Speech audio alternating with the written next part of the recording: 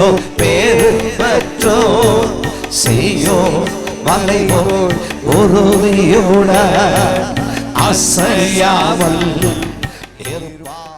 முற்பிதாக்கள் கர்த்தரை நம்பினார்கள். ஆகையால் கர்த்தர் அவர்களை விடுதலையாக்கினார். இந்த உலகத்தின் எந்த சக்திகளும் அவர்களை கட்டுப்படுத்த முடியவில்லை.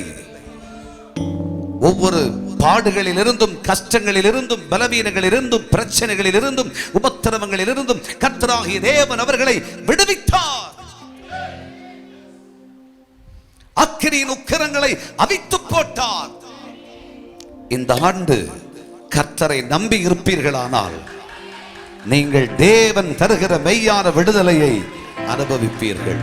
குமாரனாகிய இயேசு உங்களை விடுதலை ஆக்கினால் நீங்கள் மெய்யாகவே விடுதலை ஆவீர்கள். நிச்சயமாய் விடுவிக்கப்படுவீர்கள். தேவனுடைய ஆவியானவர் எங்கே உண்டோ அங்கே நிச்சயம் விடுதலை உண்டு.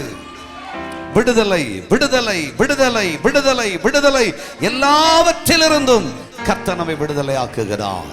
கரங்களை தட்டி கர்த்தரை மகிமைப்படுத்தலாமே. மட்டுமல்ல, கர்த்தரை நம்பி இருப்போமானால் 34ஆம் சங்கீதத்திலே, தெரிந்த சங்கீதம் தானே, 8வது வசனத்தை வாசித்து பாருங்கள்.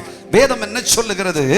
கர்த்தர் நல்லவர் என்பதை ருசித்து பாருங்கள், ருசித்து பாருங்கள். அவர் மேல் நம்பிக்கையா இருக்கிற மனுஷன், அவர் மேல் அவ்வளவு நம்பிக்கையா இருக்கிற மனுஷன் பாக்கியவான். அவனை போல் வேறொரு பாக்கியவான் இல்லை.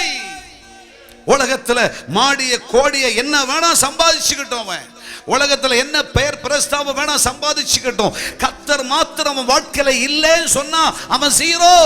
பைபிள் சொல்லுது, கர்த்தரை நம்புகிறவன் உலகத்துல ஹீரோவா இருப்பாங்க. நம்பிக்கை இருந்தா கர்த்தருக்கு ஸ்தோத்திரம் சொல்லுங்க. கையை தட்டி ஆண்டவரை மகிமைப்படுத்துங்க. கர்த்தர் நல்லவர் என்பதை ருசித்து பாருங்கள். அவர் மேல் நம்பி இருக்கிற மனுஷன். நம்ம வங்கியை நம்பலங்க, உலகத்தில் இருக்கிற சொந்த பந்தத்தை நம்பலங்க, உற்றார் உறவினர்களை நம்பலங்க, புருஷன மனைவியை நம்பலங்க, பெத்த பிள்ளைய நம்பலங்க. நம்ம வாழ்க்கையில முதலாவது நம்பிக்கை நங்கூரம் நம்முடைய கர்த்தராகிய இயேசு மட்டும்தான். அதனால நம்ம மாதிரி பாக்கியமான இந்த உலகத்துல யாருமே இல்லை. ஆமென். கர்த்தரை நம்புகிறவர்கள் பாக்கியவான்களாயிருப்பார்கள். கர்த்தரை நம்பினோ பேரு பெற்றோ செய்யோ மலையோர் உறுதியோட அசையாமல் இருப்பார்.